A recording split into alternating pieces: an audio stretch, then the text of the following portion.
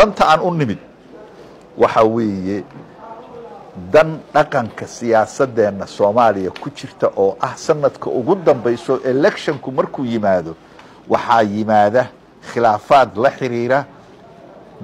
electionka iyo dimuqraadiyiinta dalka waxaanu u nimid oo muhiimadayada ugu horeysa ay tahay arinta iyada ah inaan fikradeena ka dhiibano sidoo kale sidii loogu midoobi lahaa dagaalka khawaarijta oo guul degdeg ah oo Soomaaliyeed looga gaari lahaa airportka nagu soo dhaweyso waqtigooda qaaliga ah noo hurtay waa mahadsantii taa kadib hadaan ka sii gudbo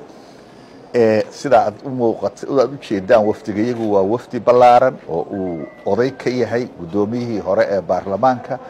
iyo annagoo ah laba prime minister waxaanu ahaan lahayn hadda ka hor 3 prime minister iyo gudoonka baarlamaanka waxa sabab macquul ah nooga cududaartay anna filaynaa haday u suura gasho inuu naga daba yimaado prime minister Cabdiweli Sheekh Axmed oo sabab cududaar macquul ah nooga haray ana rajaynayno haday u suura gasho inuu naga yimaado danta aan u nimid waxa weeye dan dhaqanka siyaasadeena Soomaaliya ku jirta oo ah sanadka ugu dambayso electionku markuu yimaado waxa yimaada khilaafaad la xiriira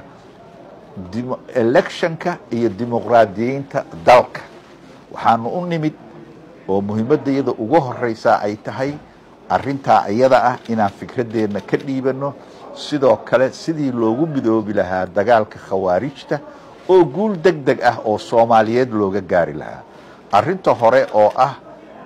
electionka iyo dimuqraadiyiinta dalka oo muhiima ilaahay waxaan ka rajaynaynaa wax dalka iyo dadka anfaca inaanu gaarno waana fududaynaynaa waxaan cidna joofal ku ahayn si guud dadkoo dhan dan uga ah inaanu ku dhamaynaa rajaynaynaa waana u hagar bixi doonaa inta aqoontayada iyo garashadeeyaduba ay tahay halkaas ayaan kaga baxayaa dantaan u nimid iyo intaanu nahayn iyo sidii ahaydba waa sidaas waa mahadsantiin soo dhaweynta badan oo noo sameeyeen mar labaad waana ka baxay intaas iga